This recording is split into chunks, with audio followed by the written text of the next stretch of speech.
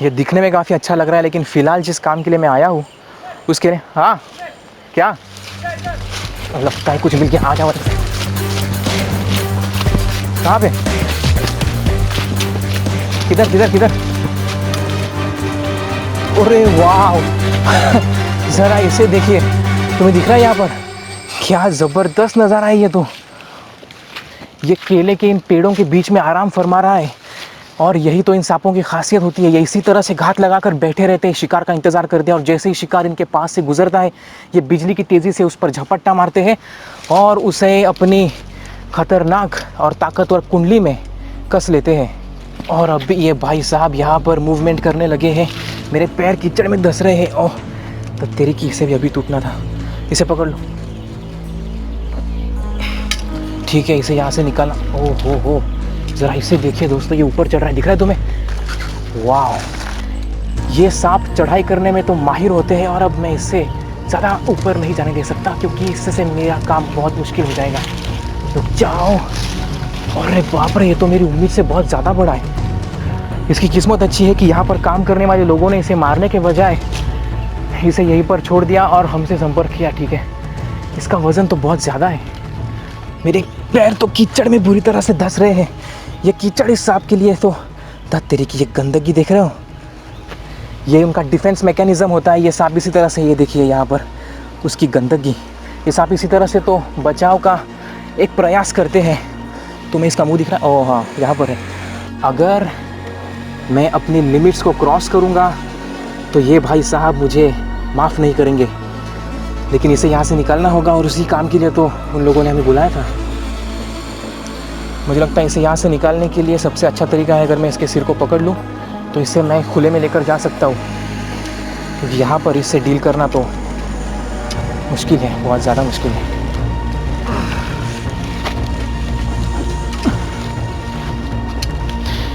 मैं एक अंदाजे से कह सकता हूँ कि ये 7 फीट से तो बड़ा ही लग रहा है मुझे। ये काफ़ी बड़ा है। ठीक है, ओके।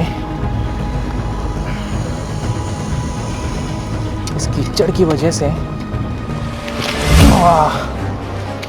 काम ज़्यादा ही मुश्किल हो रहा है।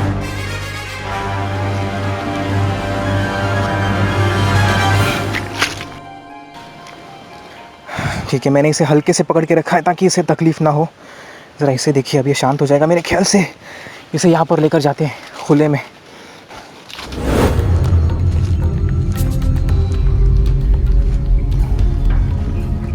अरे एक मिनट रुको रुको रुको, यहाँ पर कुछ है।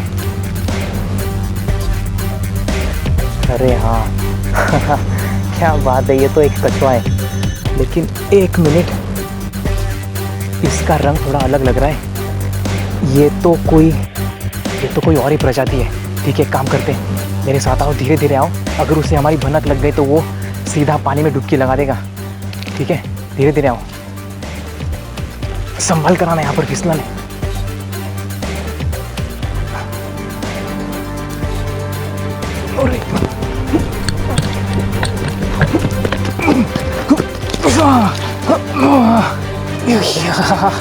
क्या बात है, मैंने तो ये मेरे हाथ से फिसल रहा है मेरा हाथ। क्या बात है, मैंने तो उम्मीद नहीं की थी कि मुझे ये जनाब दिखेंगे। ये पानी देखकर भागने की कोशिश कर रहा है। ज़रा यहाँ पर आ जाओ, मेरे हाथ पर काफ़ी कीचड़ लगा है।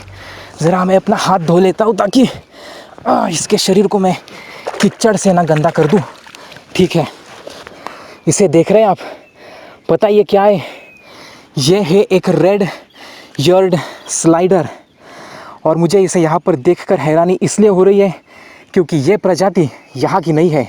ये है एक दक्षिण अमेरिका और उत्तरी मेक्सिको में रहने वाली रेड ईयर्ड स्लाइडर कछुए की प्रजाति। कमाल की बात तो ये है कि ये मुझे मिली है इस नदी में जो भारत में है। फिर आप सोचेंगे कि भला ये अमेरिकन प्रजाति का कछुआ मुझे भारत की इस नदी में कैसे मिल गया? वो इसलिए मिल गया क्योंकि कुछ जानवर के शौकीन जो लोग होते हैं वो इन कछुओं को आकर्षण के चलते लेकर आते हैं पालतू बनाने के लिए, और उसके बाद वो थक जाते हैं इनका मेंटेनेंस करके, जैसे कि इनके खाने पीने की ज़रूरतें हैं, इनका टैंक साफ़ करना हो या फिर ये बीमार हो जाते हैं वो सारी चीज़ें, और फिर वो इन जानवरों को इस तरह के नैसर्गिक परिवेश में अनाथ की तरह छोड़ देते हैं, जिससे इन जीवों के ऊपर भी काफ़ी बुरा इम्पैक्ट पड़ता है। और सबसे ज़रूरी चीज़, हमारी इकोसिस्टम के ऊपर भी काफ़ी बुरा इम्पैक्ट पड़ता है। आ जाओ आ जाओ आ जाओ, ये तो स्टिक दो मुझे, आ जाओ जल्दी।